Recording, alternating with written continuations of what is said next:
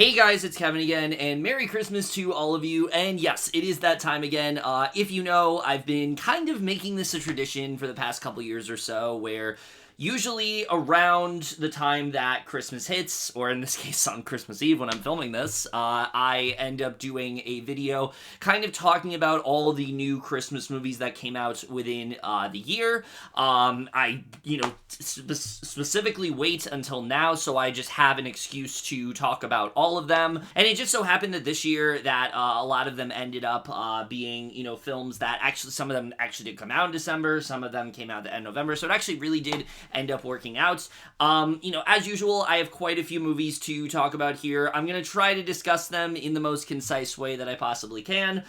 Some of these are good, but I will also say, out of the years I have done these videos, this is probably like the worst lineup of Christmas movies that I've maybe had. There's really only like one or two films that I generally enjoy here. Most of these are either completely disposable or they're absolute garbage. And I will, and I'll talk about why in a little bit, but definitely compared to other years, this is not the strongest lineup. There's really not. Some of these I really don't even have all that much to say about, and some of these you're going to be like, why'd you watch them? Because I tried to watch as many as I could, so I feel like I had the most, a good amount of films to talk about, but we're going to go ahead, stop rambling on, and just get to the first movie here. Alright, so immediately, the first one I'm talking about, Meet Me Next Christmas, is a very strange movie, because here's the thing, on the surface, this film sounds very simplistic. You have this character played by Christina Milian. She has made this promise to her boyfriend that she's going to get him tickets to Pentatonics. They're going to go see Pentatonics together. She's planning on it being a thing, but oh whoops, he ends up cheating on her. And now she finds herself kind of and now she finds herself just really devastated, but still wants to go see Pentatonics because she is now convinced that she is going to meet her true love at the Pentatonics concert, and it's all going to end up working out. And you have this guy that she works with that is trying to help her get these tickets, and you know what direction it's going to go in. I don't even need to say what direction it's going to go in. Like, obviously you know the two of them are probably going to fall in love and things like that. But, it's a very simple story. The two of them have decent chemistry, I will definitely say that, and I do think that definitely does help this film. I think the two of them do work pretty well together. There are some moments that definitely made me laugh here and there, but overall, like, if that's all this movie was, then I would say, okay, this is just a very forgettable, Netflix romantic comedy, and it is, but the thing that makes it just a little bit more memorable is the Pentatonics of it all, because at first, it feels like this is simply just like a goal. This is a backdrop. We're going to lead to a Pentatonics concert. And, I read in, when this movie came out that like the Pentatonics, all of them, they have, they are credited as actors in this movie. I assumed that was just going to be like the third act of this movie and that they were going to have a little bit, like a substantial amount to do, but also they could just be cameos. There's another film that we're talking about that has someone at a concert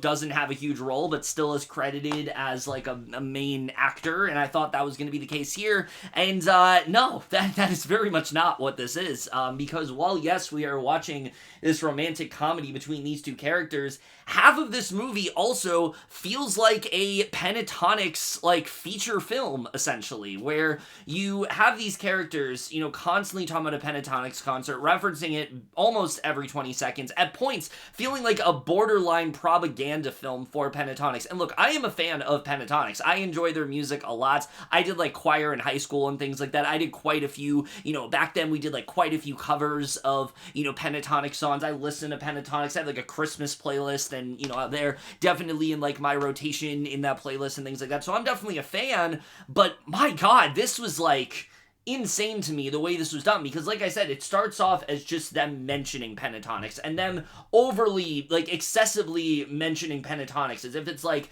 this is their life goal. This is the thing that matters the most to them. Nothing else can be accomplished until these Pentatonics tickets are, purchased. And like, okay, we've seen, things like that before, But then the film takes it a step further about I want to say like 40 to 50, 40 minutes into this movie, the film actually takes it a bit further and makes Pentatonics like actual characters in this movie, and they, dare I say it, are like basically co-leads in this film to like the main two characters. Like their storyline is just as important, where we're constantly cutting back to them, eventually, trying to sell out tickets. They eventually come across one of these characters and they're kind of like following along their love story. And I have like two minds about this. One is that, unfortunately, these guys are just not good actors at all. They try their best, they really do, but it just is so jarring every time they are on screen. It is so it is so jarring every time they're on screen. The movie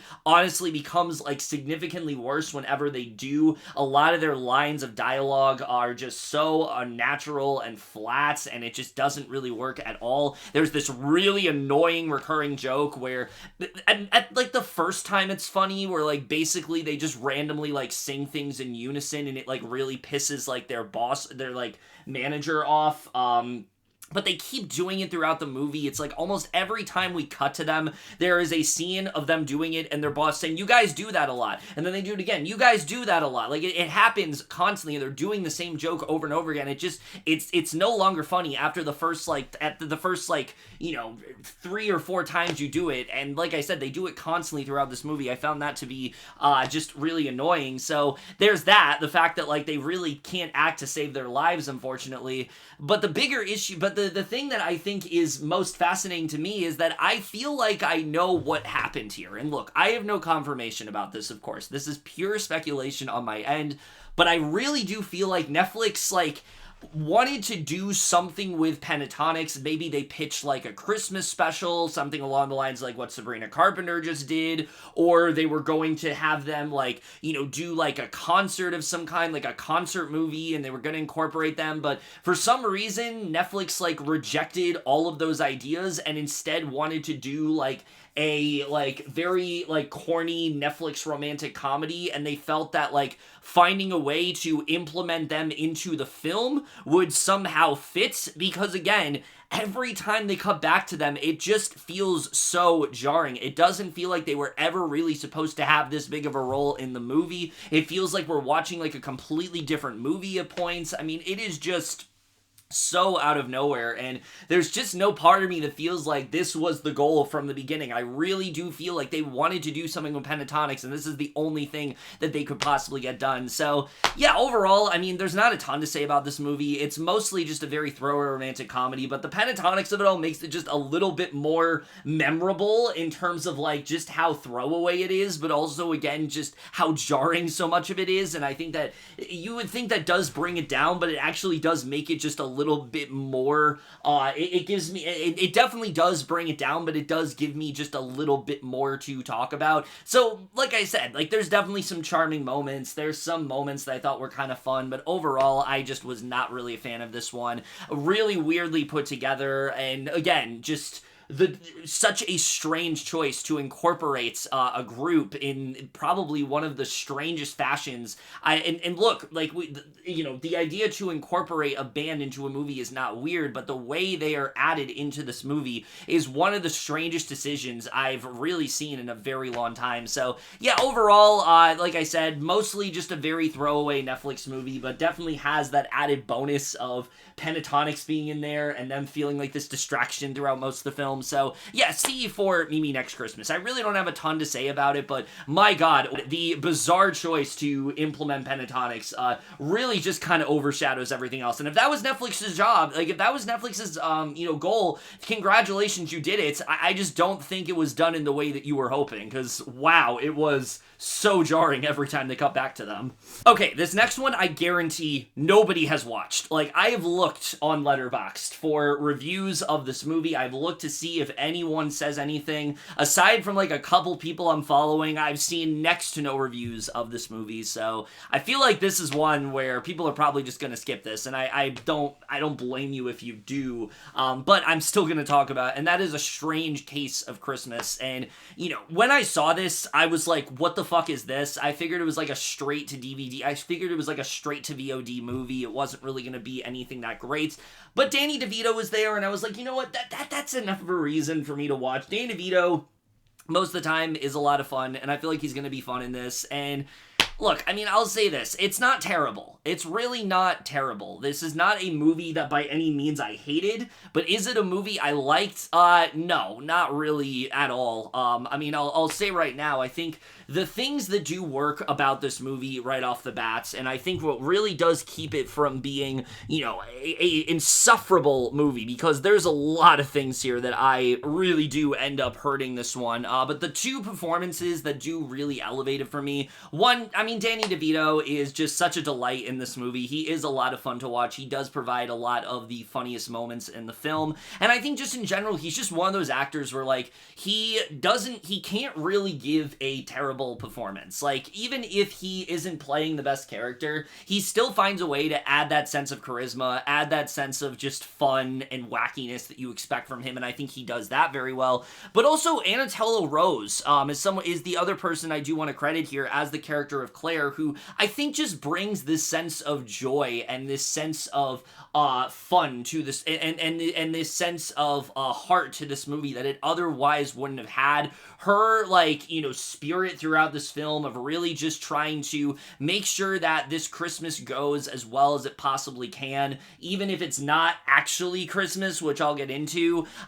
you know, is kind of infectious to watch. And just seeing her just do everything she can to try to get through it during a very rough time in her life, I actually did find myself really liking her character, and I feel like Rose brings a lot of that personality. She brings a sense of fun that otherwise just wouldn't really be there, because aside from that, yeah, this movie is not very good at all. The one thing I will say right off the bat is that this is not really a Christmas movie. In some ways it is, but also it's kind of not, because most of this movie is taking place during August, and essentially, like, they're going to, like, this hotel in, like, Italy and things like that, and the character of Claire finds out that her parents are likely getting a divorce, and as a result, it might be the last time, like, all her, like, folks are together. So she ultimately decides that, you know, she's just gonna have Christmas happen right now. She, like, flies everyone from her, she, you know, gets all of her family to, like, fly down for Christmas and things like that, and the premise is just really stupid, the way that whole thing is constructed. There are things that definitely could work here. The idea of this divorce that these two characters are going through could actually be very impactful, but the film never really dives all that deep into what is really causing these characters to get to this point. Wilmer Valderrama's character in particular is so one note here. I could not tell you anything about him. I did not find his character to be interesting at all. He does give an alright performance here, but, like, he is just not really given anything to do in this movie. Her mom gets a little bit more to do, but not really anything of substance. And then every other character in this movie that we're introduced to, they have all these weird subplots going on, most of them involving, like, adultery and things like that, and I just did not give a shit about anything that was going on here. There's this whole subplot with, like, Andie MacDowell's character and this guy that she likes, and the whole thing just really did not work for me. So there's a clear tonal imbalance here where, like, half of this movie is trying to be this, like, very light-hearted Christmas film that is trying to kind of show, you know, how you know, are able to still have, you know, this sense of levity through a very serious situation. Then the other half is all this, like, soap opera-ish relationship drama that I just did not give a shit about, and anytime we come back to it, it just did not work for me. There's also a moment with Danny DeVito's character where, like, they try to introduce this storyline with him that's, like, really emotional, but I also found that to be just very out of nowhere and didn't really feel like it fit in the film. So, yeah, overall, this movie just didn't really do all that much for me. It wasn't a complete disaster. There were some things that I thought were okay here, but for the most part, I found this to be a fairly forgettable film. So C for A Sudden Case of Christmas. I don't really think anyone's going to check this out. It is on Disney Plus if you want to watch it. Much to my surprise, I thought this was a movie I was going to have to rent, but it somehow ended up there. So if you want to check it out, it's right there. But like I said, not really a Christmas movie. Has Christmas elements to it, but honestly, it feels more like a backdrop than anything. Doesn't really add much doesn't really bring much to the table in terms of the story, and especially all the stupid subplots you have going on here. It's not really a film that is that much worth your time, unfortunately. Oh god, where to even begin when it comes to Red One? I mean, look, this is a movie that just from, the trailers alone, did not seem real to me. This did not seem like a movie that was actually going to come out. It seemed so incredibly forced and stupid and just so unfunny, almost felt borderline like AI made it, and it was AI generated and things like that. Just did not seem like a film that was really going to do much of anything to really win me over, and the fact that it was getting a theatrical release is insane to me. And after watching the movie, yeah, I really don't know how this film ended up getting the theatrical release that it did, because everything about this just feels like the kind of schlocky type film we see dumped, schlocky low effort type film that we see dropped onto Netflix. There really just isn't much to like about this one, much at all. I mean, I guess I'll get to some of the things that work here. There are some performances that, the one thing I will say about this movie is people have talked a lot about the world building when it comes to the North Pole, and yeah, there are some alright ideas in this film. There is a moment involving this whole sequence where we see how, Santa is able to, get to everyone's house in a swift manner and, give them all their presents. And it was actually pretty creatively done. It was done almost entirely without dialogue. It was probably one of the more exciting moments in the entire film. I actually thought it was kind of cool the way they put it together. And I actually thought, it was cleverly done. It felt like this is actually something that this version of Santa would actually do. And I like the way that was constructed. And there are some decent performances here. Mainly J.K. Simmons, I think, is actually very good in this movie. I think he's very well cast as Santa Claus. I really did buy into this different version of Santa that he's playing, but someone that I absolutely could see playing Santa Claus. It's obviously not his first rodeo playing Santa Claus. He played Santa Claus in Klaus, and I don't think this is on that level, but this is yet another good effort from him, and I feel like he was really the only person in this movie that felt like he was putting effort into this film, and there is a modicum of potential when it comes to this storyline. What he ends... There's this bond of sorts between Santa and between Cal, and, this whole storyline going on between the two of them. You definitely can feel it at some moments. There is some sort of potential here. There's also some pretty good, so there's that. I thought his performance actually was pretty good in this film. He's not in it that much, but I thought that, he did a good job when he was here. And there also are actually some pretty decent practical effects, particularly on Krampus, this character that they encounter, played by Christopher Hivju. Easily the best scene in the entire movie. You really feel that sense of wonder. You feel that sense of magic that the movie is trying to get you to feel. It is really the only time the movie feels like it has fully come alive, and the jokes actually are kind of hitting at that moment. Things just feel so much better when Krampus is on screen. I really wanted more of this character. I thought that he was just a lot of fun to watch. I really enjoyed the backstory they give him as well. It just felt like there was so much effort put in with that character.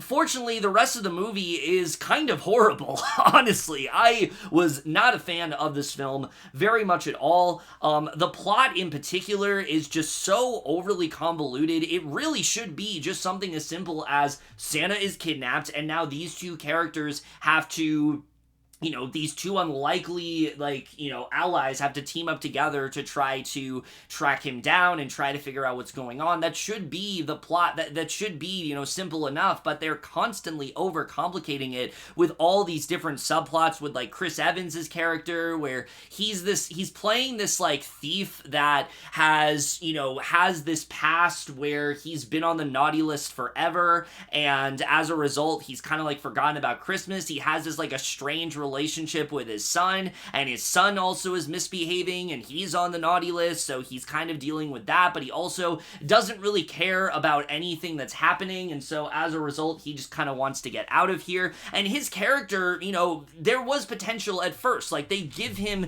there's this opening scene where it's like, okay, they're gonna dive a little bit deeper into his character, but how, you know, once he's really introduced in the film, all he really amounts to is being like the reactionary guy. Every time something even remotely weird happens, his reaction's always like, what? Oh my god, what just happened? Like, that is his like reaction throughout the entire movie, and it is so incredibly unconvincing. And like, look, Chris Evans is a really good actor, but I really don't know what's been happening lately. He is just picking projects that do not utilize him well at all, and this is yet another one that I just did not feel like was really all that great for him. And he's putting in effort for sure, but again, a lot of the time it feels like he is just doing way too much. He's overacting in ways that just don't really call for it. The thing that he's reacting to a lot of the time does not feel nearly as big of a deal as he's making it. It feels like it's there to generate laughs from the audience, and some of them worked and some of them did not. Not on my end. I barely laughed at this movie. Like I said, really just the Krampus scenes were the time I laughed, but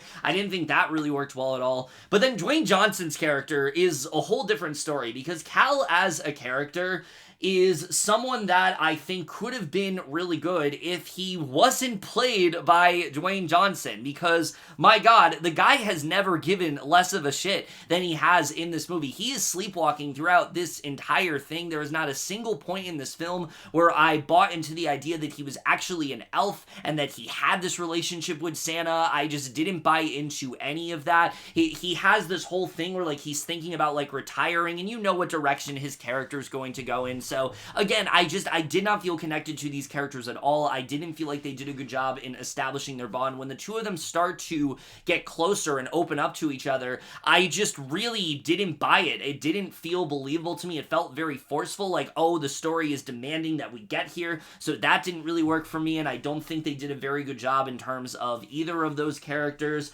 But then you have, you know, this whole other storyline going on involving this witch of sorts that has kidnapped Santa, and her character, oh my god, look, Kiernan Shipka is a very good actress, but this is easily one of the worst villains I have seen in any film this year. Her whole motivation is so fucking stupid. It is literally just like, oh, why are people on the naughty list? And it is literally just, people that are on the naughty list should just, like, disappear so everybody can be nice, and I'm gonna put everybody in the naughty list into snow globes, so that way they'll never be able to be naughty again, and then we'll just have a nice list, and everything's gonna be fine. And it is so incredibly stupid, the way that she goes about it. There's never really a good motivation for why she's doing this. You don't care about her character, you don't find her interesting, and again, as much as Shipka tries, I just found her to be so annoying in this movie, and I did not enjoy her character at all. There's some things they reveal towards the end of the film with her, and I'm like, why didn't you introduce these things from the start? That makes her an infinitely more interesting character, but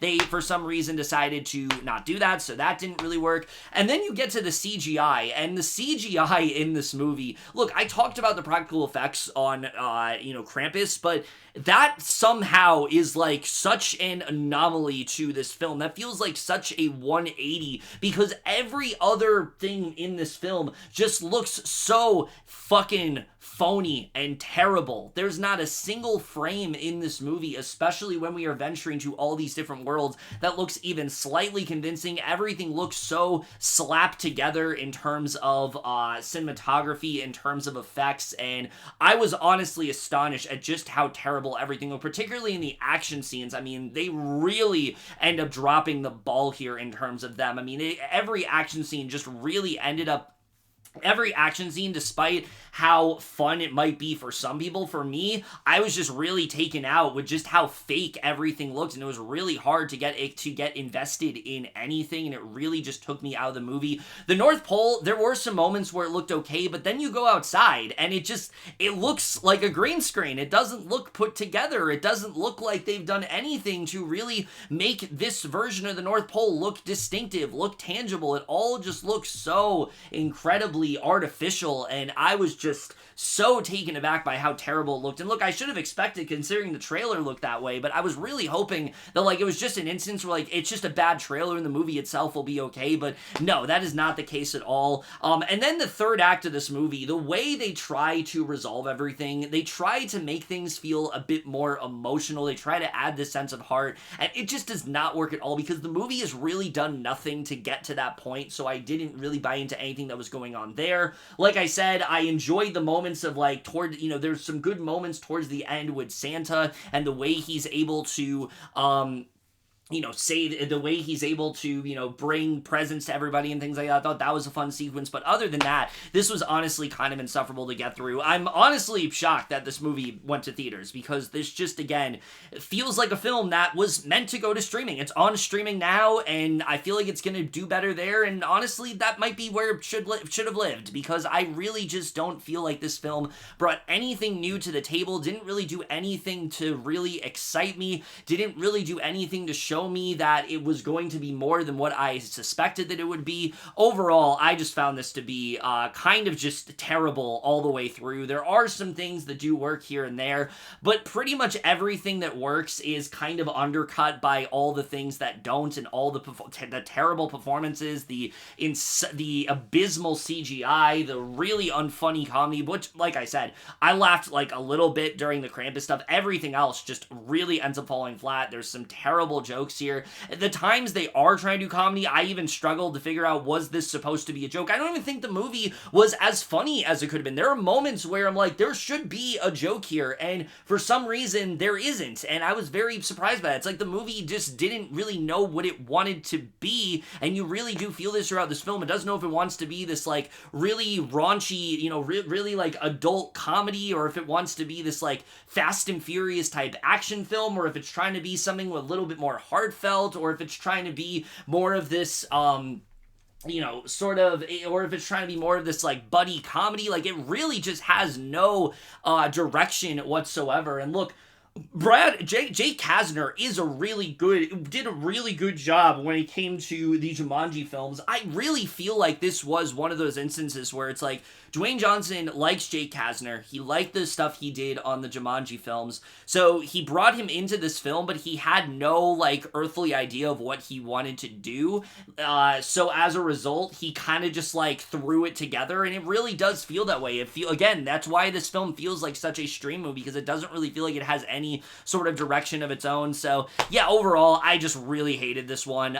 D+ for Red One. It's not one of the worst movies of the year, but certainly not worth watching at all. And again, definitely not worth the theatrical release that it was given, and very much not going to be on the level of Oppenheimer. I know everyone's made fun of the joke, but I gotta go ahead and just throw my dig in there of just saying that, like, the fact that he thought that this was going to be anything on the level of that, honestly, is funnier than most of the jokes in the entire movie. And I will just leave it at that. Don't see this one, even if you probably have seen it already, but it's just such a waste of time. It's a really dumb Christmas movie, and again, kind of just sad that out of all the Christmas movies to release in theaters, especially one we're going to talk about later that really should have gotten a theatrical release, this is the one they decided to give an actual release to, and, make sure it actually give it, like, a really big release and things like that, and make sure it did really well when the film is, like, really underperforming as bad as it is. Again, it's just really sad to see, but yeah, overall, just really terrible stuff. Christmas Eve and Miller's Point, I was honestly really excited for. In fact, out of all the Christmas movies, I thought, like, okay, this is going to be the one that I'm really going to enjoy. This is going to be the one that, like, there's a lot of films on here that I thought were really bad, but this will be the one that really does end up winning me over. And look, there are definitely some things that do work about this movie. I like the feeling that this film is trying to get across. It is really just trying to authentically capture this feeling of, like, the chaotic nature during, like, big family Christmas gatherings, and, all these different all these different situations that end up happening, how this whole family is together because the matriarch of their family is dying, and they feel like this might be their last Christmas together, and kind of just, like, the just the mixed emotions that are going on throughout everyone. I think that is a really interesting idea, and I do think the fly on the wall approach that this movie does take really could have worked. A lot of this film, at least for the first 40, 50 minutes, we are mostly just zeroing in on these different groups of people. You have the guys who have pretty much all just gone outside trying to get away from all the chaos that's happening and just talking about unrelated things to Christmas. You have all the mothers that have gone together kind of trying to figure out, what's the best thing that they can possibly do to, to handle this situation. You have other members of the family who are trying to figure out if they need to, you have other members of the family who are moving away and they're trying to figure out, what they're going to do after this and how, they're going to spend this last Christmas together. You have all the kids who are upstairs playing video games and kind of none the wiser to the discussions that are happening. So again, there are some really interesting, there is a lot of potential here, and I do think that the cast overall does do a really good job, especially it being mostly non-actors. I was very impressed, and I think it was the right decision to do that because it makes it feel that much more universal. You're not watching this movie being oh, it's that actor, and that kind of takes you out of the film because of the fact that we don't really know any of these guys. I actually felt it made the film feel a bit more special in that way because it feels like this really could just be any family, and I think there's going to be a lot of people that relate to the way this film is really told. Unfortunately, the script itself, unfortunately, the movie itself just didn't really do all that much for me in terms of feeling. I mean, there are moments where I really did want to feel something. There's a really good scene involving this home movie, montage that they're all watching, all these different memories and things like that, and it's okay, yes, that is really interesting. But when I really think about this movie in a vacuum and I look at all these different characters and I look at all these different conversations that are happening, at a certain point I was I don't care about anything that's happening right now. I couldn't tell you a single character's name. I couldn't tell you a single storyline that was happening aside from the brief things that I said. I felt like there were too many characters in the movie that it just felt like it was impossible to latch on to anything because they're constantly cutting back and forth in a way that felt honestly kind of agonizing at points. So there's just a lot of things. So I really just had a hard time latching onto this film and staying invested in what was going on because I really just felt so disconnected from this family. And I don't know if that was necessarily the point, but if it was, I mean, they didn't really do a good job of really honing into that. It seemed like to me the idea was that this is supposed to be us watching this family and all these different conversations that are happening. But again, these conversations are not particularly interesting ones. There's nothing really that I was fully latching onto, and I don't think they did a good job with that. But then the film takes, but there was a part of the movie where I thought it was going to finally get better. And like I said, it's that part where they're showing all these home movies and things like that and all these different memories. I'm okay, I think the movie's really going to start to take off for me. But then the film decides to take this really weird turn where suddenly we are focusing on all the teenagers that are disinterested in what's going on. They decide to just kind of sneak away and participate in their own sort of just rebellious activity, a lot of drinking, a lot of sex, a lot of drugs, and at that point the film basically just completely lost me at that point.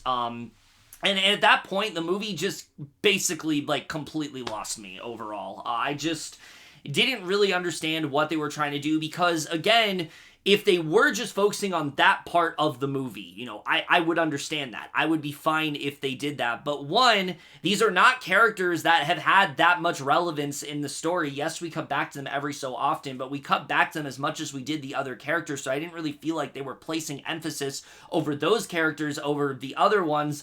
Two, that's not all we're focusing on. We're still cutting back to the rest of the family in the house, and the movie feels a lot more disjointed at that point because now it's trying to juggle these two distinctly different settings that just are completely clashing in terms of tone, in terms of atmosphere, in terms of storylines even, and it just doesn't really end up working at all. So I really did feel like this film ended up falling apart. You also have Michael Cera and Greg Turkington, two actors that I really really do like, but they feel like they are in a completely different movie. They have this like really dry humor that I think could have worked really well, but it just doesn't feel like it really fits in this movie. It doesn't really feel like they figured those characters out and what they really wanted to do with them. So again, it's just one of those movies where like I think it has some good ideas. I really appreciate the cinematography. I really appreciate some of what it's trying to do, but overall I can't really say I ended up getting all that much out of it, because by the end I really just found myself being like, so what was the point here? What was I supposed to be taking away from this? Why did you take this random shift in the middle of the movie that feels like it doesn't really have a place here? So yeah, honestly, the film just left me feeling a lot more cold than I was really hoping it would. In fact, there's a montage at the end of this movie, and it shows, like, all the different characters, and there were some where I was like, I don't even remember this person. I don't even remember them being in the movie, and I think that alone, like, showcases the problem. I think the way that they could have fixed this was just focus on a few different storylines and cut back to them, you know, periodically, but really spend time honing in on these characters, giving me a reason to care. Focus more, if you're gonna do the teenager thing, like have them be like the central, you know, focus from the beginning. I just feel like there was a big restructuring there was a massive restructuring that they needed to do here that would have made this film feel a lot more impactful, that would have really, I think, sold what the film was trying to go for. But overall, like I said, I just found myself very let down by this one. So overall, a C for Christmas Eve at Miller's Point. I think it had a lot of potential, but I really think aside from some really great cinematography and some good moments overall, it didn't really meet what it was trying to do. So overall, definitely out of the films I've watched, by far the one I was most disappointed by. All right, Hot Frosty, I just watched this one, and yeah, it's pretty bad. It really is not very good at all. I mean, look, I think that the concept of this movie alone is a really stupid one. The idea of this woman who is suffering from a recent loss. Her husband has died of cancer, and she just feels alone. And as you know, she has become someone who just feels so alone. She doesn't really have anyone that she can really talk to, and so she decides to go to this random snowman. But it's not a snowman; it's like almost a like snow statue of like a real person, and she basically wishes for him to come to life. And now it's like this fish out of water type story, and then it just goes and like and from there, like it just really kind of ends up going off the rails. And look, I think there was definitely some sort of potential here. I think the story of this woman who is suffering a loss and is trying to kind of cope with that through this snow person that she ends up creating, I think that there is something kind of novel about that. I think if the movie dived deeper into that side of things, it really could have worked, and I think this actually could have been a pretty effective film. Unfortunately, everything we get there is very surface level. There's like a couple scenes where we really see her like diving into her grief.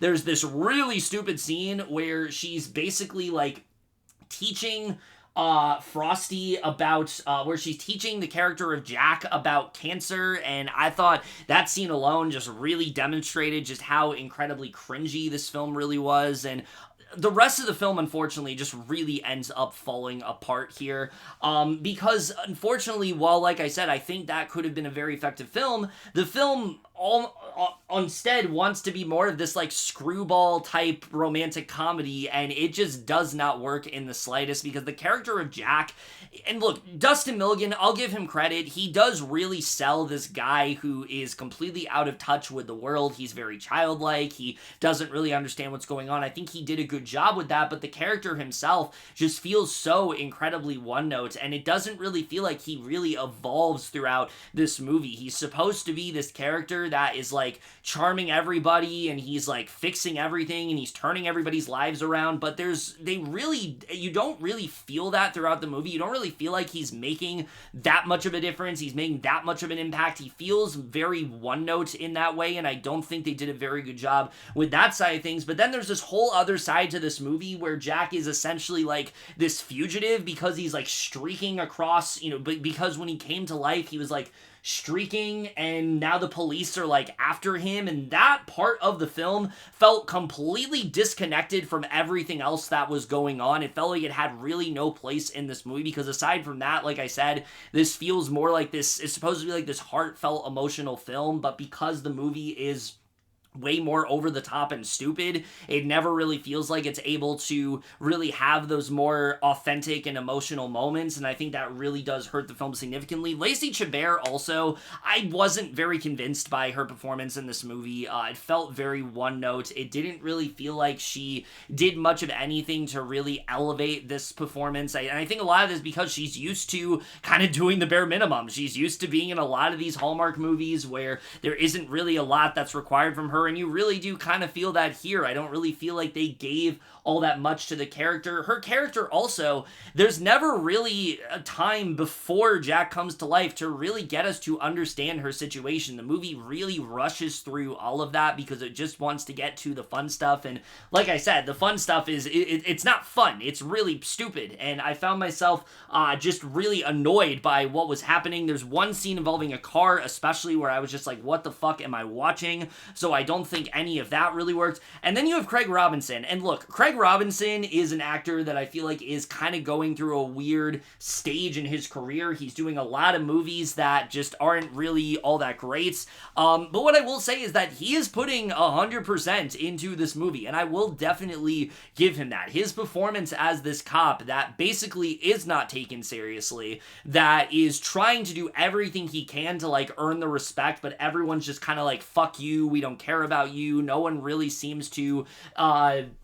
really pay much attention to him, but he's so desperate to prove to everybody that he is this great guy, I think actually was a pretty funny idea, and he, like I said, he definitely is putting something into his performance, and there are moments where he's on screen where I'm like, there is this sense of, you know, comedic timing, and there's this sense of life that the rest of the film does not have, but he also feels like he's in a completely different movie from everybody else. Just like the effort he's putting into this film, it's to a degree that everybody else isn't, so it feels like it sticks out like a sore thumb, but at the same time it's kind of a highlight. So I don't know, it's kind of weird to talk about, because on one hand I feel like he was kind of one of the better parts of this movie, but on the other hand I'm like, I don't really know if this character fit into this movie. What the movie's trying to say about, like, you know, police officers and things like that, I kind of agree with, but I don't really know if it really fit in this movie, especially like towards the end when they try to like blend all the, you know, everything together. It really did not end up working for me. So yeah, overall I just found this to be kind of insufferable. I was not a fan of this film very much at all. I don't really feel like the two leads had chemistry. Where they end up going with them as well, like their whole relationship that develops, it just feels so incredibly rushed and unconvincing, and I didn't really feel the chemistry between these two characters at all. So yeah, I think out of there's a lot of Netflix romantic comedies this year, like way more than we are used to. This is very obviously for me the worst of the bunch. This is the one that I definitely had the hardest time sitting through. I really just found myself just so incredibly annoyed by everything that was going on. There are some moments that do kind of work by like Craig Robinson, and you know, I think that the actual premise could have really worked, but overall just the execution I thought was just terrible here. So yeah, really was not a fan of this one. D+ for Hot Frosty. It's not the worst movie I'm talking about, we'll get to that a little bit later, but definitely on the negative side of things for sure. Alright, straight up, this next one, The Night Before Christmas in Wonderland, I don't have much to say, because this is a movie that I kind of went into not really knowing what it was going to be, other than it's a musical. You have Gerard Butler as Santa, which I was like, oh god, if you know me, you know that his performance in Phantom of the Opera is like one of my least favorite performances ever, so I was really worried to see how he was going to do in another musical. But then you also had Emilia Clarke as like the Red Queen. You're like combining these two like classic stories together. There's some potential there. It did not work for me at all. In fact, I found this to be just so incredibly just forgettable, and really not something that I have much to say about, because it really is just not for anyone except very little kids. Like, that's the best way I can describe this. This is the kind of film where if you have someone who is a young child and you want to keep them entertained for like an hour and like 20 minutes, I think that this will definitely do the job. job. Everyone else, I don't really feel like you're going to get much out of this, because I really feel like the movie pretty much like extends its possibilities of its plotline in like the first like 40 minutes. I really don't understand why this needed to be as long as it was.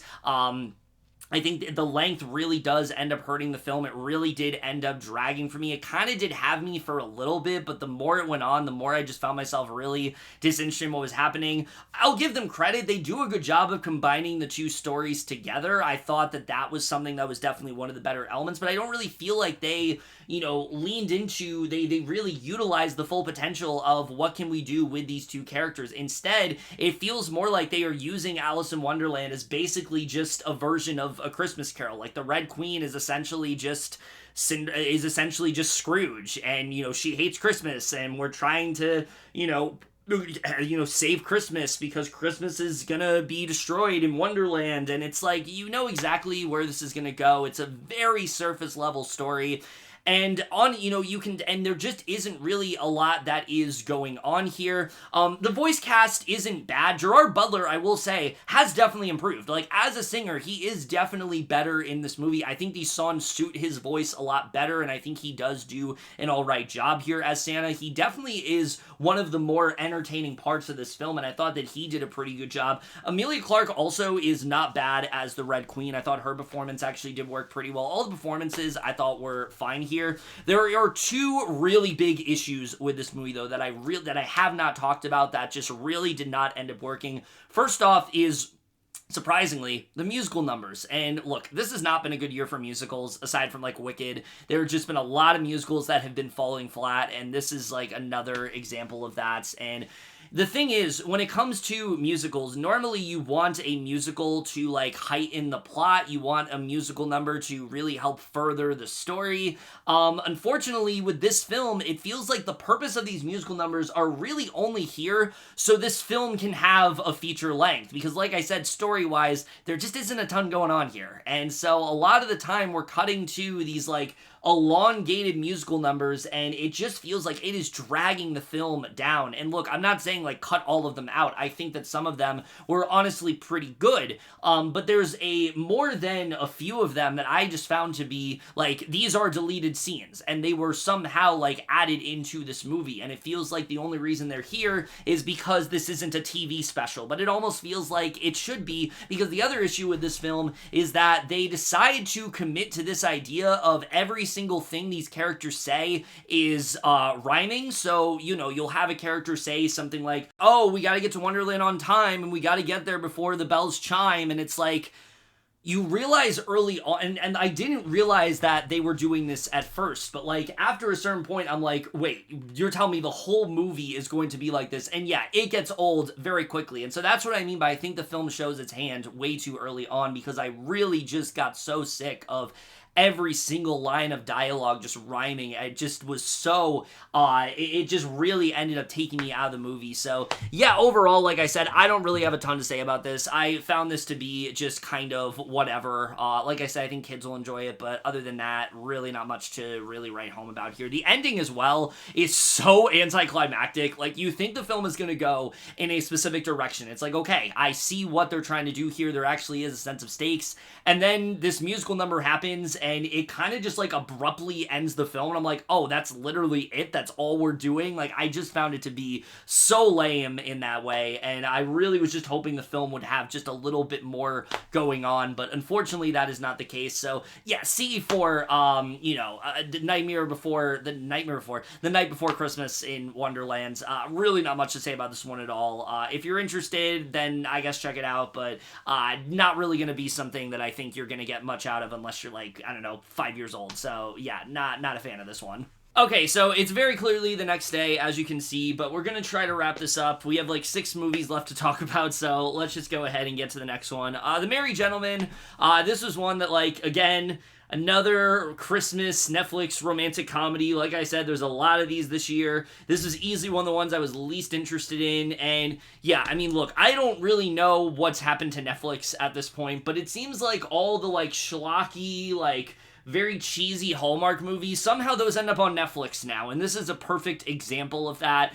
Just everything about this film just feels so cookie cutter and just very generic, and there isn't really much to say about it. You have this girl who's like a Broadway dancer, and she's trying to make it big, and she's told that she's like too old to play this character because she's like 30 and the other girl's like 20 something, and as a result she's like kind of stuck, and there is this like venue of sorts that like is like a family thing that she's trying to like keep open, and she runs into this guy who at first she thinks is like a handyman, but he turns out to be like a male stripper, and so she tries to use, she tries to keep the venue open by creating this like male stripper type Christmas show, and yeah, that's literally all it is. Like, there's really not much of anything else to this movie. Look, I mean, positives right off the bat. Britt Robertson is a talented actress. I've always really enjoyed her. I think she's very likable. I think she's someone that is very easy to latch onto, and she does do a good job in this film. I enjoyed her performance that she gives. She does give a few more layers to this character that she's playing, and I definitely did enjoy her. Chad Michael Murray also is not bad here. I do think he gave an alright performance. The chemistry between these two, it's there. I'm not going to try to pretend like it isn't. There are moments where I'm like, okay, I definitely do feel, I definitely do feel like the romance, building between them. But other than that, like, I really don't have much of anything else to say in terms of the positives. I think there are some moments here and there that I guess are kind of sweet, but like, other than that, I just did not care about this at all. The whole plot of the movie, it's not nearly as interesting as you think that it would be. Magic Mike, this is very much not. There's like almost no character given to any of the other like male strippers in this besides Chad Michael Murray. You don't get to know any of them. I couldn't even tell you their names. They're just kind of here. They don't even really do anything that funny where it's like maybe they're not, learning the routine or something, or like they're doing it in like a funny way. Like, they don't even do anything with that. It's literally just like it's literally just like they're trying to perfect it in an effort to keep the venue open. You have like the mother from like Wizards of Waverly Place, who I guess is supposed to be this like very like curmudgeon-y type boss, but it never really comes across that way, so that doesn't really work either. So I didn't think that part of the movie really worked. And then the characters as well, I just didn't really feel all that connected to them. Like I said, Britt Robertson's character, all it really is that like she's always wanted to be this like Broadway dancer. This is like her main thing that she's always wanted to do, and you see how that's kind of like getting in the way of what she's doing. And then Chad Michael Murray's character is that like he kind of is like lost all purpose and things like that, and he's like kind of regaining it. I don't know. Like I said, I really don't have much to say about this. I honestly found this to be very boring. It's only like an hour and 20 minutes, but my god, it really ended up dragging for me. Out of the ones I watched, like, it's not the worst one, but it easily is the one that I found the most uninteresting. So yeah, I really just don't have much to say about this. So yeah, C- for The Merry Gentleman. I know this one was a little bit briefer than the other ones, but honestly, just really didn't give me much of anything to talk about. Holy shit, where do we even begin when it comes to Dear Santa? Look, there are some truly bad movies in this bunch that I've talked about. I really hated Red One. I really hated Hot Frosty. But this is another level of terrible that I truly did not think that we would be able to hit in 2024. Like, seriously, I did not think, seeing what the premise of this movie was, I was like, okay, this is probably going to be just a very one-joke type premise. It's going to feel like an SNL skit that's, like, stretched out too long. No, this movie is far more offensively bad than that. And honestly, I think is an easy contender for one of the worst Christmas movies I think I have ever seen.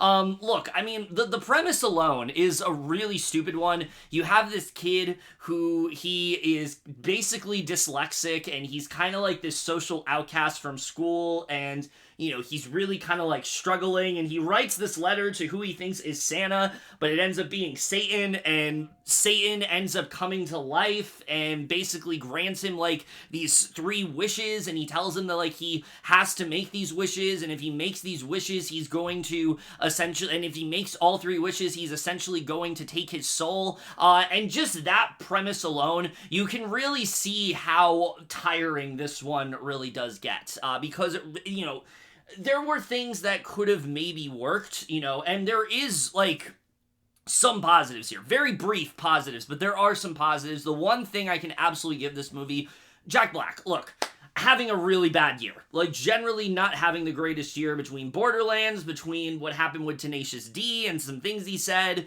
This is not really a great year for Jack Black, but this is easily one of the most, like, baffling roles I've ever seen him take. Like, generally, seeing him in this movie, it's like, who is Jack Black's agent? Like, we need to find Jack Black's agent and just kind of like, I don't know, like just talk to them and be like, maybe we need to do a bit of a career shift here, because something is just not going right. Jack Black is one of the most like fun and charismatic actors in Hollywood. He's someone who, no matter what movies he's in, he's probably going to give it 100%. And look, he is giving it 100% in this movie. I do think there are moments where he is elevating the material, because he clearly is having a lot of fun as Satan. The problem is pretty much everything else around him is god-awful, but there are moments where he does somewhat save it, and I do think that does somewhat help the movie.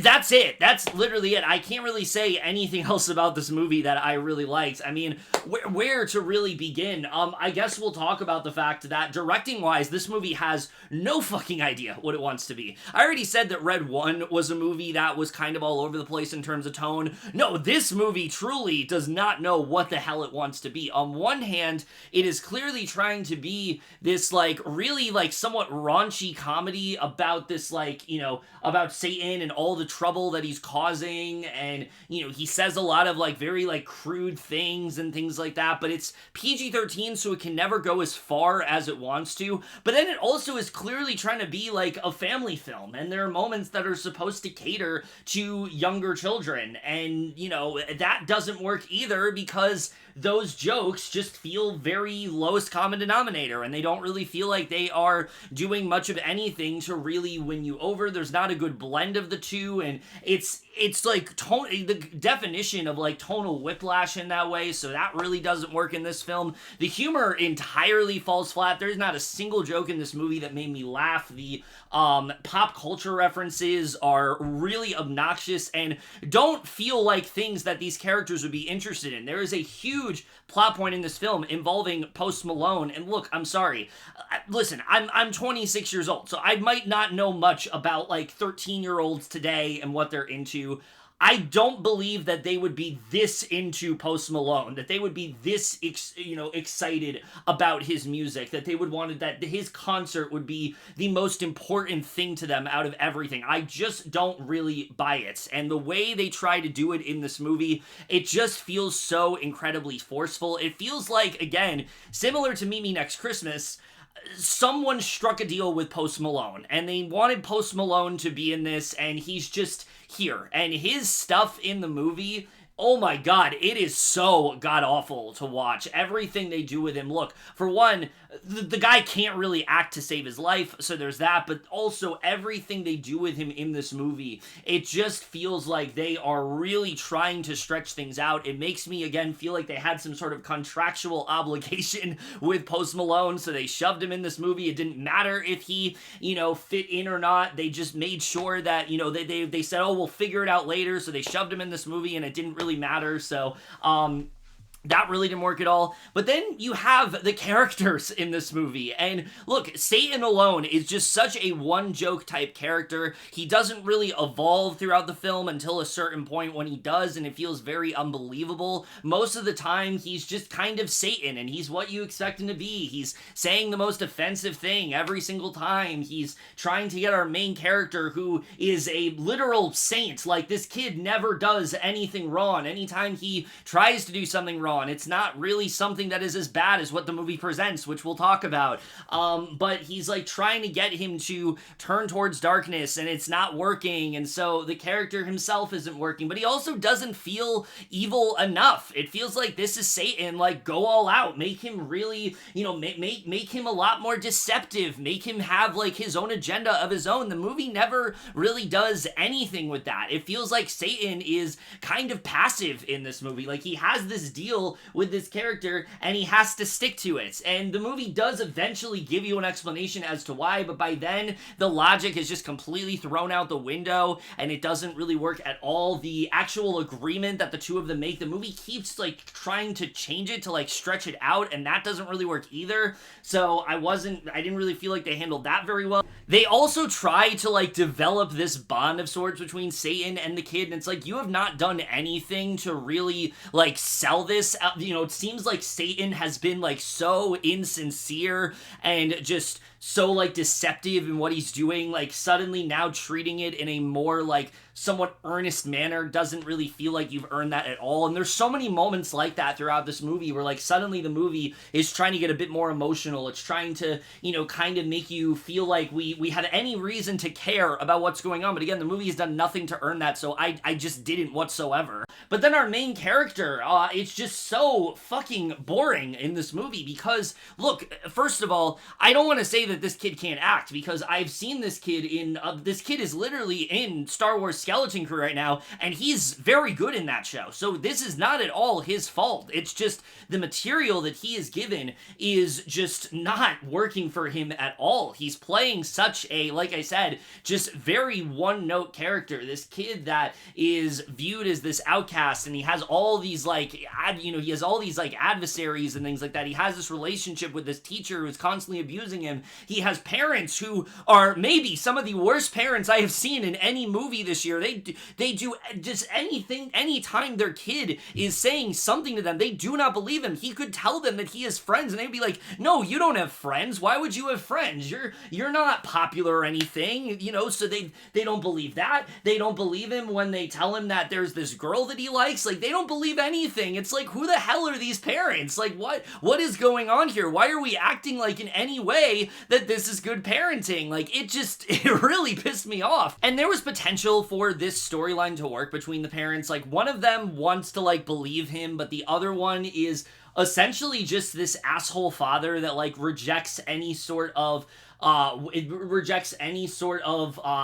good thing that his son does, doesn't want to think that, doesn't think Santa's real, doesn't think that he has any friends. It's like these two are just constantly fighting. You're wondering why they're even still married, because they're constantly at each other's throats. They always seem to disagree on nearly everything. Again, just horrible parents all around. Like, the movie tries to portray the mother in a decent light. No, I didn't even feel like the mother was necessarily a good parent, because the way that she would talk to her son, I found to be very condescending in the way the film went about it. So yeah, that also just really did not work for me, because again, the movie acts like this kid is doing far worse shit than he does. There's a moment in the movie where this kid is kind of getting a bit more defensive, and the movie acts like he did something really bad, but it's like, no, he's literally standing up for himself. I don't really get why this is a problem. I don't really understand why now we're coming down on him for it. It feels like there should be something way worse going on here. The wishes that he makes are almost all entirely selfless. The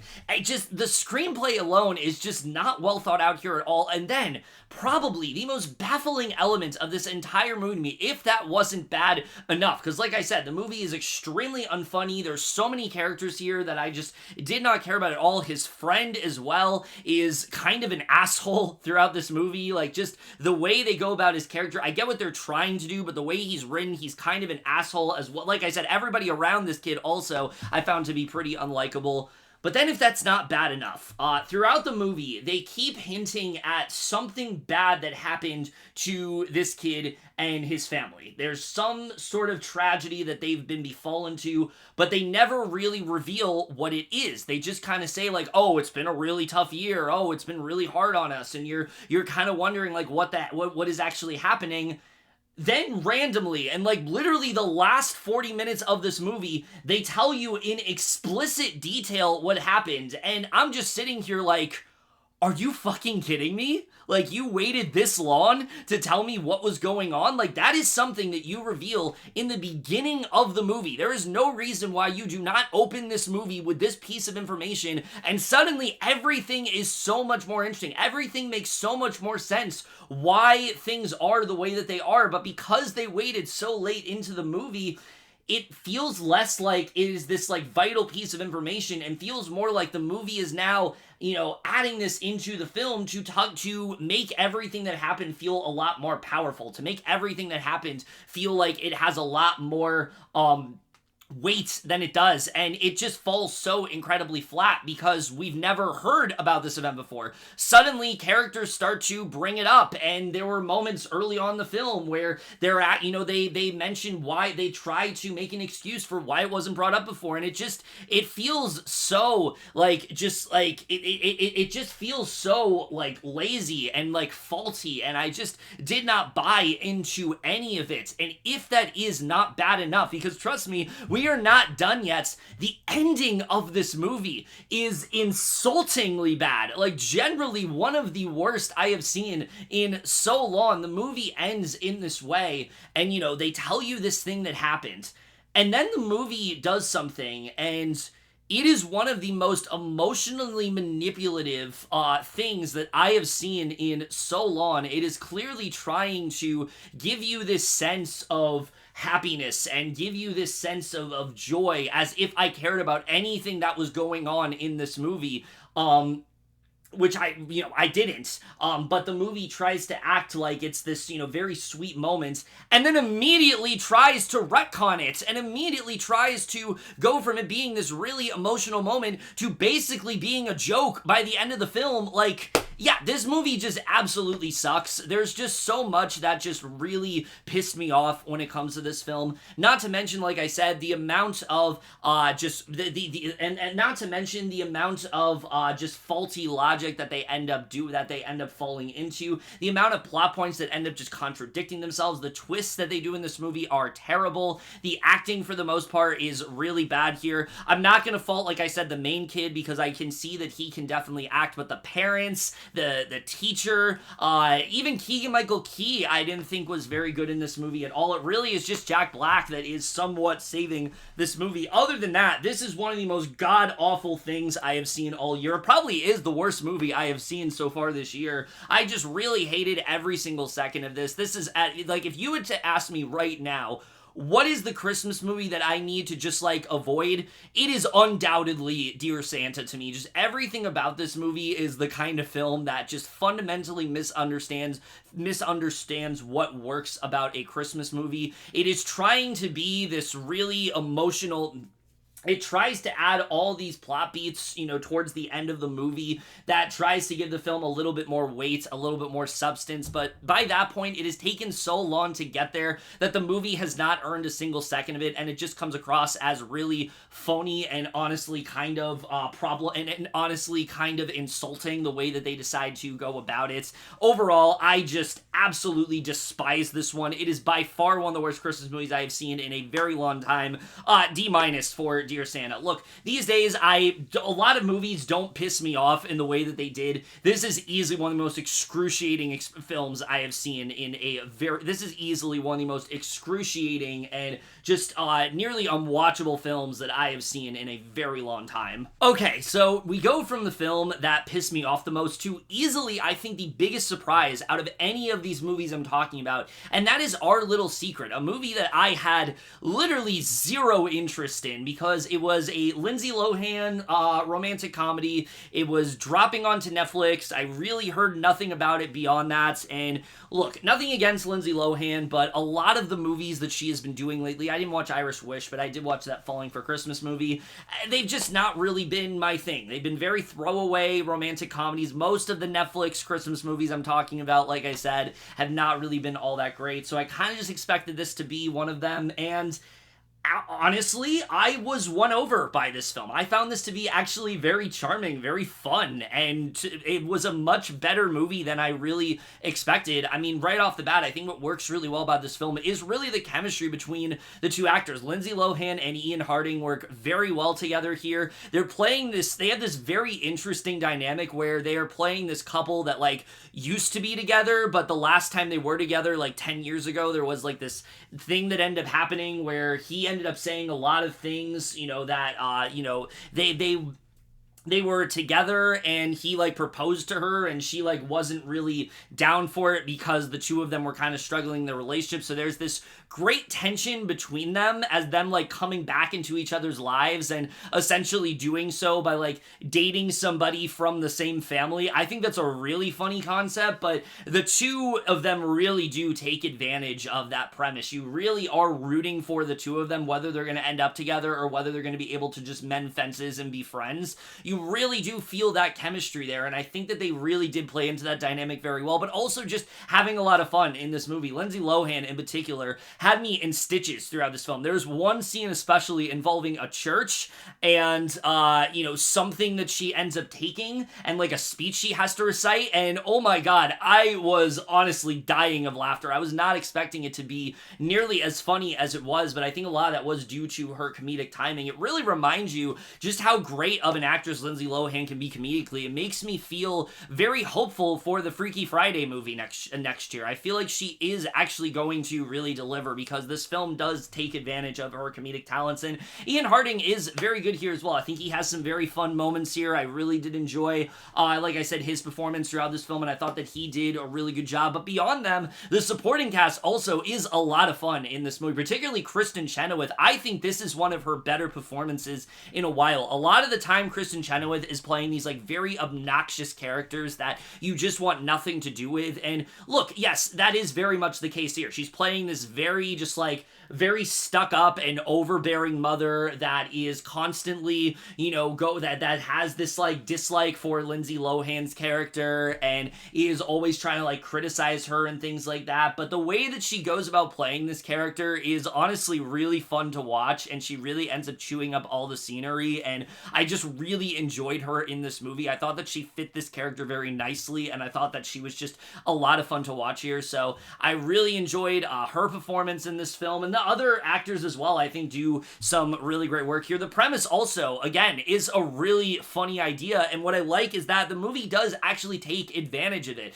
There is a lot of, there is a lot of things that happen in this movie that you do find yourself really, invested in. You want to see how this dynamic is really going to play out, and despite the fact that it does play out in a somewhat predictable manner, the movie is fun enough to where I didn't necessarily care all that much. I was just enjoying the ride, and I wanted to see how it was going to happen, but what I wasn't expecting is that there is a lot of secrets going on within this family. There's a lot that is revealed when it comes to the characters in this family that I found to be very funny. So there's a lot of different dynamics here where like you have this main thing with the two of them trying to pretend they don't know each other and that they didn't have this relationship, but then you have these other possible things that are going to be revealed, and I found those to be just as funny to watch, and I enjoyed what they ended up doing there.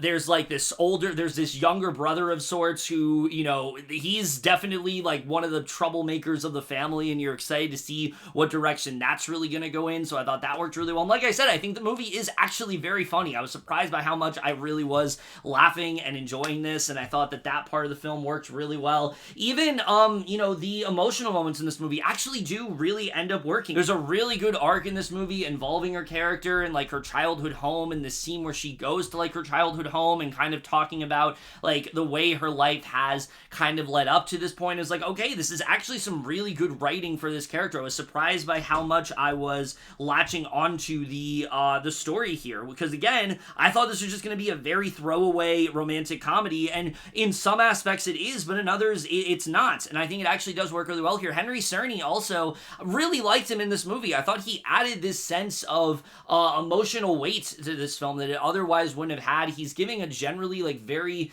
like tender performance, and I thought that it actually was contrasted nicely with a lot of the wacky hijinks going on within this film. So again, there's just a lot to really like here. It's not a perfect movie though. There's definitely a lot of things that there definitely are some key things that do bring it down. One of them is that, you know, I talked about the majority of this family and how they are a lot of fun here, and how the whole dynamic plays out, especially in the third act of this movie, is really fun to watch. It does not go in the direction you expect it to, in terms of, you know that eventually this secret is going to be revealed, but it's all about how it ends up happening. Oh my god, I lost it when it came to how it actually happened, because I thought that it was just really funny how it all ended up playing out. But the issue I do have with this movie, I think, is really the other characters that both our leads are supposed to be in a relationship with. They are not interesting in the slightest, and you know exactly what is going to happen with these two.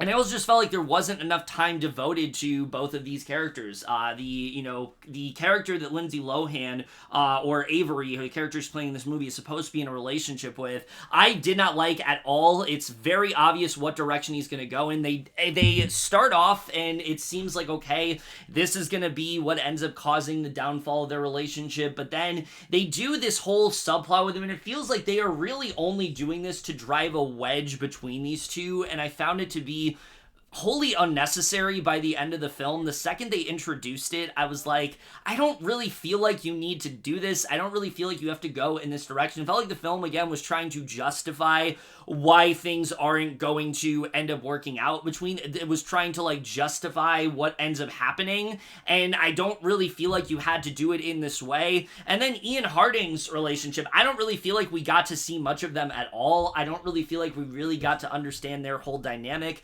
Like I said, there's some funny moments involving his character, but overall, like, what they did with their whole dynamic, I didn't really feel like it was there. I didn't really feel like I got to latch onto anything, so I really wish there was a little bit more time spent with both of these relationships, so you could feel a bit more conflicted, where it's like, well, yes, you understand that these two are together, but you also like the relationships that they're in. I feel like the movie tried to do it in such a way where, like, you're rooting for these two to get back together, and you hate the other two, and that just felt a bit too surface level for me, and I think that definitely did bring the film down. There's also some other plot revelations that end up coming into play in the third act that I felt were just a little bit underdeveloped, and I feel like they could have done a better job at really getting us to that point. But again, I found this to be a much better film than I really was expecting. The characters are a lot of fun. There's some really hilarious moments throughout, some generally very sweet moments as well, and I think just in general, in terms of the Netflix romantic comedies, this is absolutely the best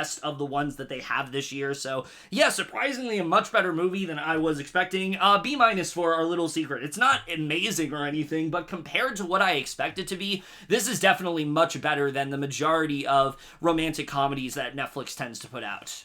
Alright, so similar to Christmas Eve at Miller's Point, Nutcrackers was another one that I was expecting to like a little bit more than that I was actually expecting to somewhat like. I mean, having David Gordon Green come back to direct a comedy and not do a Halloween movie, I was like, okay, this is more in his wheelhouse. This is more like what he's used to. This kind of feels like this like return to form for him. You have Ben Stiller, who you hardly see in movies these days because he's so busy like directing Severance and things like that, which, I mean, keep doing that because it's like one of the best shows on TV. Can't wait for season 2 in just a couple weeks. I really did feel like this would be like, one of the better Christmas movies, and unfortunately, it just feels super generic and overly familiar and really didn't do much of anything for me to really win me over. I mean, look, positives right off the bat. Ben Stiller is very good here. He's a likable actor. He does play this character very well.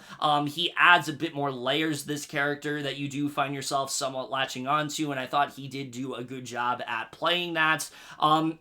And then the kids in the movie, the kids that he is looking after, I think do have a pretty bright future ahead of them. Something that works really well is that all of the kids that he is looking after, they actually are, like brothers in real life. And you really do feel that dynamic throughout the movie. I think they all worked really well together. I think they all definitely do have a bright future ahead of them, and I really did feel like at points they completely stole the film from Stiller. I thought that they did a really good job in this movie. Obviously, I haven't seen any of them before this, but I feel like at least, for a few of them, this will not be the last we hear of the brothers in this film. I thought they gave really strong performances. Linda Cardellini also, I thought, was pretty good here. I did enjoy her performance in this movie, and there are some moments that do actually work pretty well. The first, 20 to 30 minutes, I actually was somewhat enjoying this. I actually did find it to be somewhat fun. The whole, storyline of him looking after his nephews and really wanting nothing to do with them, and them being just, the most them being the most obnoxious and the most obnoxious kids to deal with. There is a fun dynamic there. Unfortunately, that dynamic really ends up wearing off quickly, and that's really where we get into the things that just didn't really work in this film. The screenplay is just very bare bones here. There just isn't really a lot going on here that I found myself that invested in. Our main character, it's literally just he's this bachelor of sorts that's in the city. He's got this great job, everybody loves him, and now he's moving to a farm country, and he's completely unfamiliar to it, and he's trying to adjust to that life, and he's dealing with these kids that are really just kind of a nuisance to him, and it really just kind of starts to upend his life in a negative way. But then he starts to warm up to it. It's we've seen this story 1,000 times before. The movie does absolutely nothing to make it feel fresh, to make it feel original, and it's just one of those instances where it just took me out of the movie. I didn't feel like there was really anything here that I was able to fully latch onto, especially because, again, these characters just feel so incredibly one note. There is a death of sorts that has happened, that is what is causing him to look after his nephews, and I didn't really feel like they dived into that enough. I didn't really feel like there was enough of an emphasis on how this is affecting his character as well. I didn't really feel like they did a great job, but that seemed like they were going to for a little bit, but they really didn't do that very well. And then the nephews in this movie, I just didn't, honestly, felt kind of indistinguishable to me. It was hard to really separate one. It felt honestly interchangeable to me. I didn't really feel like I could separate one from the other. There's one that is a lot older than the others, and that's probably the one that gets the most development. There's a girl that he likes, and he's trying to impress her in this Christmas pageant, but that's literally all they really do. They don't really do much of anything with these characters, and the film, again, it tries to get you to care about the bond that all of them have formed, but I don't really feel like the movie has done anything to get us there, because the film is so focused on, let's just do all these, ridiculous shenanigans that, Ben Stiller's character gets into, and those aren't even all that funny. They don't feel like they are jokes that were really, focused on all that much. It doesn't really feel like they put a lot of thoughts when it came to the comedy, and so it just feels very, slapped together. And then Linda Cardellini, you know exactly what is going to happen between her and Ben Stiller. It is evident from the moment that these two are on screen. You know exactly where those characters are going to go, and that really does end up hurting the film quite significantly. So, yeah, again, it just... honestly, at points, it feels like it is kind of this template. If you want to talk about a movie that is a template for a really generic comedy, I feel like this one, checks all of those boxes. And I feel like it just doesn't feel like they did anything to really dive deeper into those aspects. Even the more emotional moments in this movie, like I said, they don't really hit because they don't feel like they are emotional enough. It just feels like the movie is constantly holding back, and I don't think they did a great job with that. And then the Christmas aspect even isn't really touched upon all that much in this film. It feels very much like a backdrop. It doesn't really feel like they did much with the setting. I wouldn't be surprised if the Christmas element was added at the last second, because it doesn't really feel like they did all that much with it. So yeah, overall, this one just really ended up disappointing me. It's also way too long. The movie's almost 2 hours, and I really did find it drag. It dragged more and more as it went on. So yeah, overall, I just really was not that into this one. I was really hoping to enjoy it. I thought that it would be a really fun movie, but by the time it ended, I was just I don't really care what happened in this film. I didn't really find this to be that interesting. I didn't really feel like there were any characters to really latch onto. I didn't really feel like they did enough with this premise, and overall, I thought that this wasn't a complete slog. There definitely were moments that I was somewhat into it, but by the end, I just found myself very underwhelmed. So yeah, C for Nutcrackers might seem seem like it's like a fun premise on the surface, but once you get like a little bit into it, it really does end up it really does end up wearing off far too quickly, and really just didn't do all that much for me by the end. Alright, so we are nearing the end here. We only have 2 more Christmas films to talk about, and this next one is one that I don't think a lot of people have really seen. I haven't heard a lot of reviews about, and that is That Christmas. And this is another one that I just really wasn't expecting all that much from. I thought this was going to be a very, like, throwaway animated film. Wasn't really going to do all that much. But honestly, I thought this film was a little bit better than I expected. Something I do appreciate about this movie is the way that it is structured. This film essentially is divided into all these different, it's kind of like this anthology film, but it's done very similar to like a Trick or Treat, where it's basically telling all these different stories, but it's doing it in a way where we're constantly cutting back and forth to all of them, and I thought that that was actually a really interesting approach. A lot of people have made the comparison to Love Actually because Richard Curtis is somewhat behind this film, and in many ways this does seem like a better version of that movie. I will be upfront and say I do not like that movie very much. I think it is very dated. I think there were a lot of storylines that I just did not care about. I think there is a lot of humor that is honestly pretty problematic, and I just was not really a fan of that film. This feels like it's a better version of that because we don't have nearly as many storylines to follow, and the ones that we do actually are somewhat compelling. One of them involves this kid, and he's kind of alone. His mom is working a lot, and as a result, he doesn't really have a lot of friends. He's kind of alone on Christmas, and he ends up connecting with this neighbor of sorts, and I actually found that story to be pretty endearing, the direction they ended up going in with that. There's another one involving these sisters. One of them is always trying to do the right thing. The other one is very, like, mischievous, and you kind of see this clash of sorts between them after this Christmas pageant, after this, like, Christmas play happens that doesn't end up going how they intended, and I thought that was kind of a fun storyline, and I thought they did a good job with those. Then you have this other storyline involving, like, all of the parents and them basically, taking this, like, they're going on, like, this, like, sort of, like, getaway of sorts, and it ends up extending far beyond what they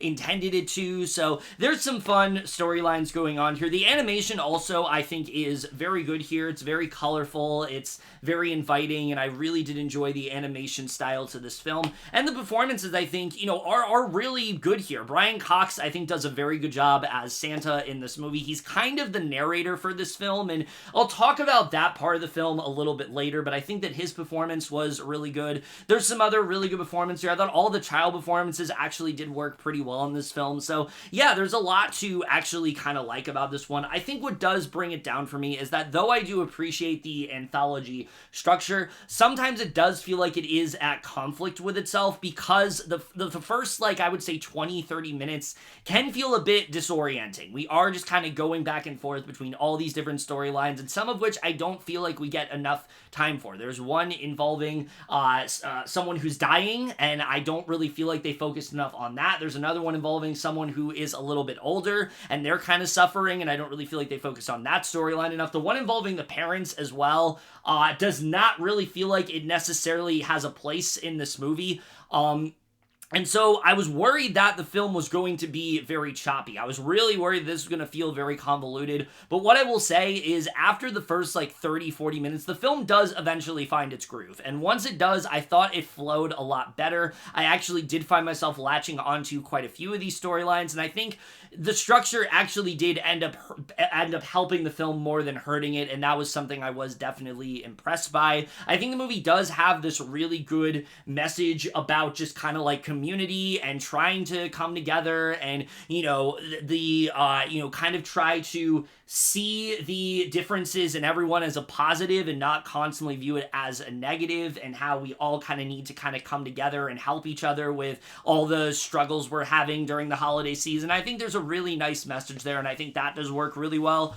That said, the frame story approach with Santa didn't really feel like it necessarily needed to be in this movie. They try to, like, cut back to him every so often and be like, oh, this is why I'm telling this story. Oh, I'm looking after these kids, and it just doesn't really feel like it necessarily fits in this film. There are some really good moments, like animation-wise, involving him, but other than that, I didn't really feel like that part of the movie really did have a place here. It just felt like something we cut back to every so often that the film just didn't commit to as much as it wanted to. But again, by the time this ended, I was surprised by just how much I was actually getting invested in the story. The way they are able to blend everything together by the end was actually a lot more satisfying than I expected them to. I think they did a good job of finding ways to intertwine all these different conflicts and bring these characters to the forefront, and it did feel like, the way they wrapped up everything, I actually did feel pretty, okay with. I was like, all right, that actually did feel like it went somewhere. It didn't really feel like they had too much going on, and they weren't, they had too much going on for their own good, and they weren't able to really,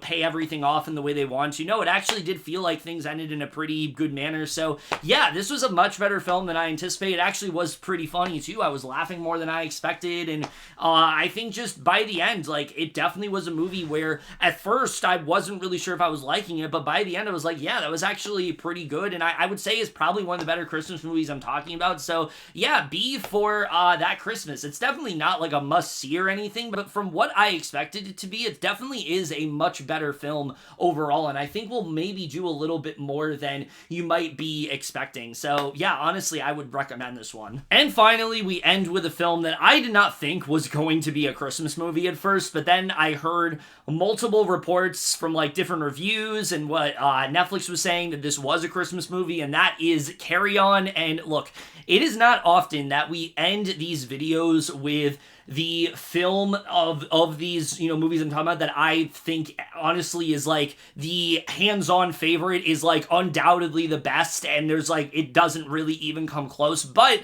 that is very much the case here, because wow, this is a fantastic movie. This is actually a really good film, and it's much better than I think you are even expecting it to be, because from the premise, it does feel like, okay, this kind of does just feel like a streaming movie where, you have this character, he's like this TSA officer, and he's blackmailed by this guy who is boarding Christmas flights, and he's kind of like forced to comply to his demands. And again, that does seem like kind of what you expect to see in a Netflix film, but it is much better filmed, much better written, and actually, there's much more thought put into it than you really would expect it to be. And I think, what's really unfortunate about this movie is that you have a movie like Red One, which is in theaters, and, I don't think really needed to be. I don't think that helped that film at all, to be honest with you. The movie did not perform very well in terms of box office. I think if it went onto Amazon initially, it probably would have done a lot better. Because, I mean, look at what, like, fucking Red Notice did and things like that. I think it definitely would have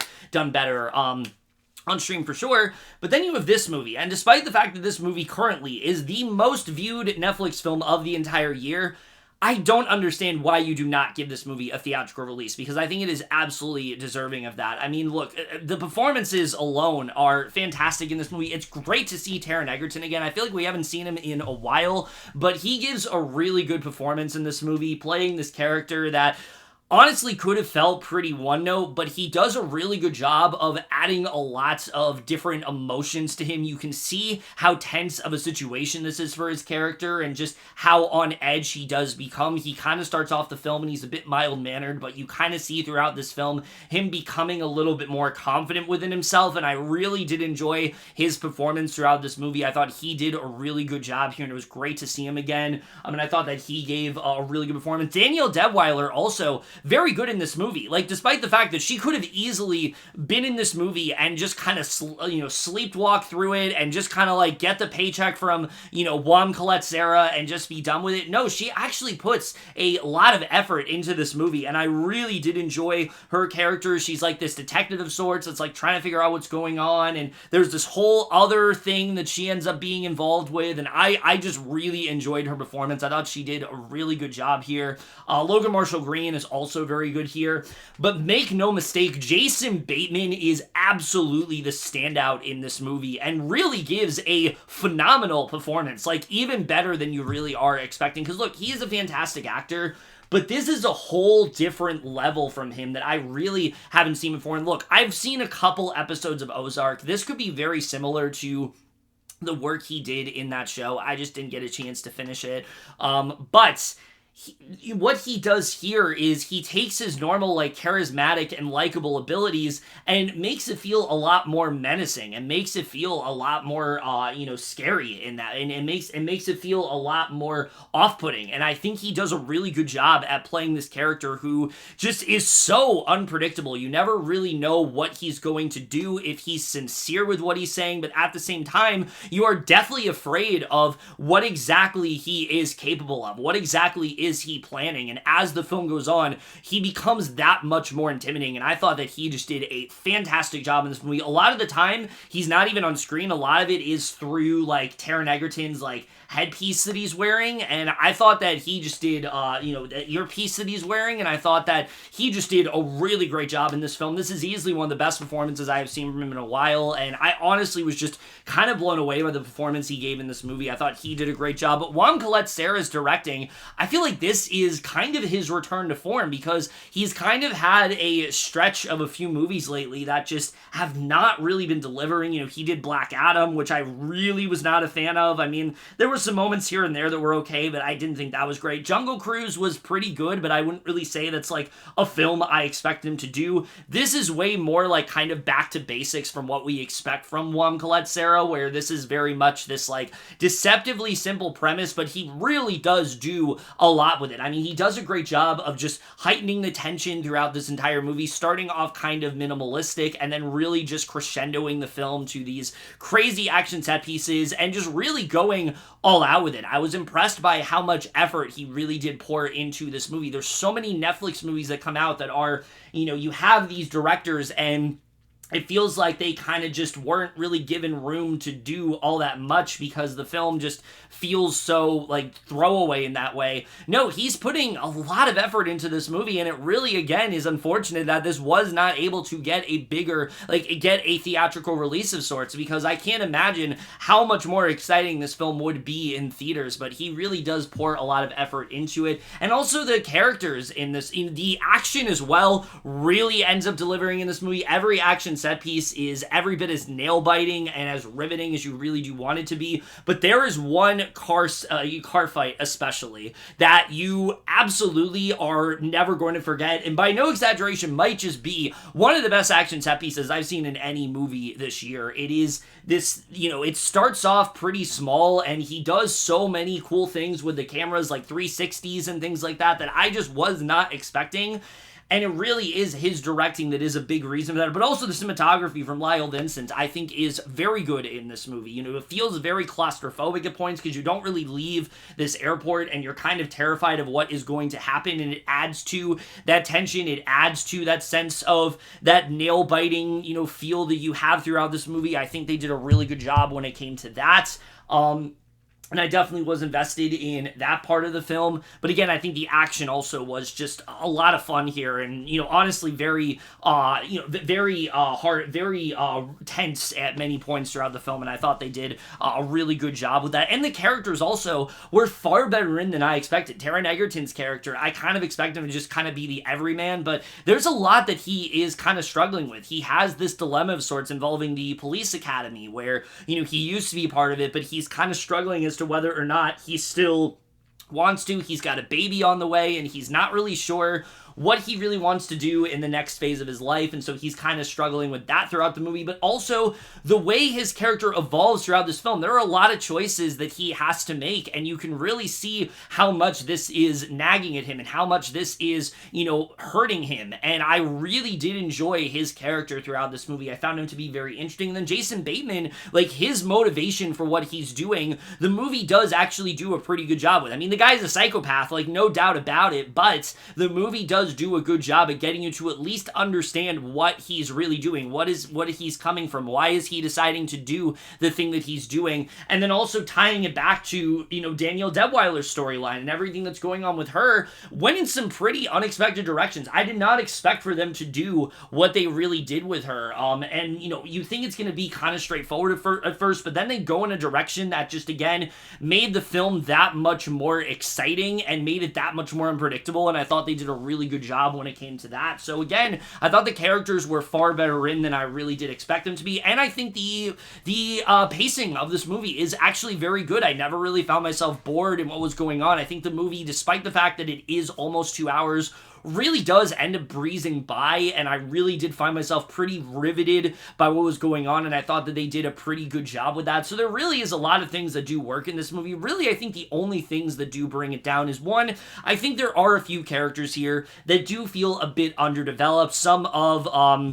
the friends of Taron Egerton's character, I just didn't really find myself latching onto them. They are clearly, and the thing is, it wouldn't be a big deal if they didn't play such a crucial role in this movie, but they do, and I just found them to be kind of hollow. Sophia Carson, also, look, I don't want to say that she's bad in this movie, because I have seen her give very good performances. Hell, that movie Paper Hearts that I fucking hated, she gave a good performance in that movie. She is not bad in this film. Her acting is not really the problem. It's just her character, I just didn't really feel all that interested in. I found the romance aspect of this movie to be easily the least interesting. It's kind of just like here, so he has some sort of motivation, something to latch onto. There's this, something that is at stake, and that really is all she is. She doesn't feel like a character. She feels more like this plot device. She was in the movie more than I expected her to be, but I just found her character to just not be that interesting, and I wish that they added a few more layers to her, as well as their relationship, for me to really,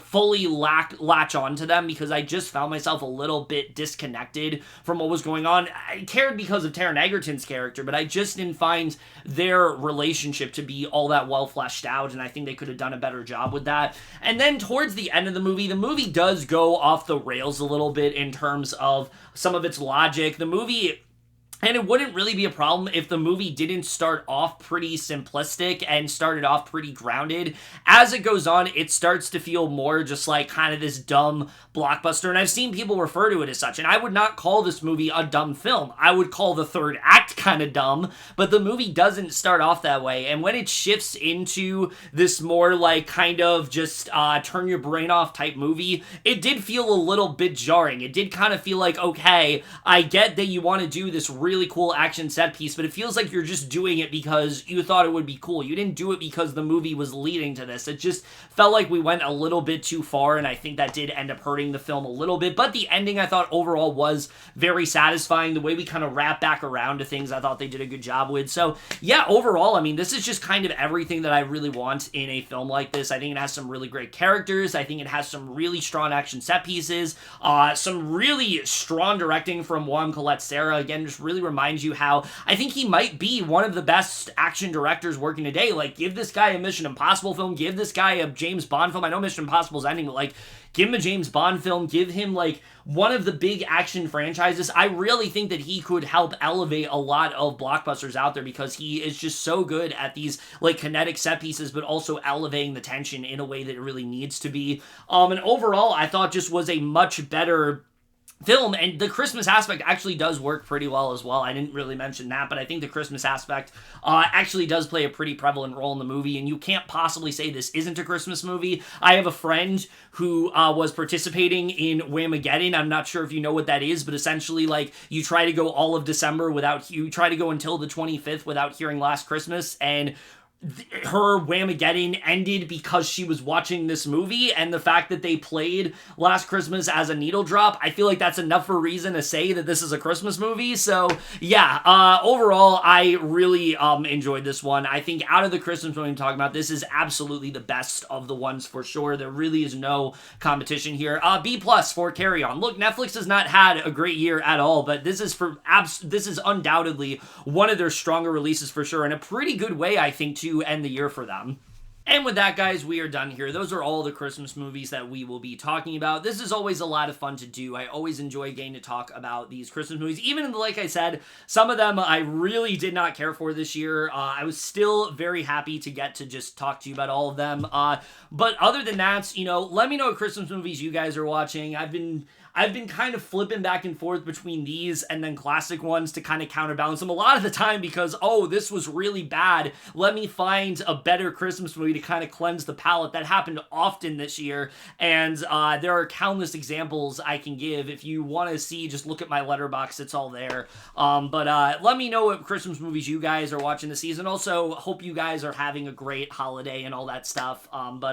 Yeah, if you do enjoy this video, I have a ton of other movie and TV reviews out there that I'm trying to catch up on. We are at the end of the year, so I'm trying to do as much as I possibly can to give you at least a pretty healthy amount of content to end the year on. There are going to be some videos that I very likely do not get to by the end of the year, but I will absolutely be doing that in January. But I'll talk more about that in my end of the year reflection video and things like that. Also, big announcement, as usual, after Christmas, I will be going down to Massachusetts to visit my friend Violet, and we will be filming a bunch of videos on her channel about a bunch of different movies that we will be seeing, so definitely look forward to that. That is definitely something that I always get excited for, and there's a bunch of movies we're going to be reviewing, so, I'll make sure that I post the links for that in my 2024 movie reviews playlist, so you can check those out there. Like I said, bunch of other TV and movie reviews. I'm finishing the season of Survivor. I'm finishing Agatha All Alone. I have a review for The Penguin coming eventually. I'm not sure when that's going to happen, but that's going to come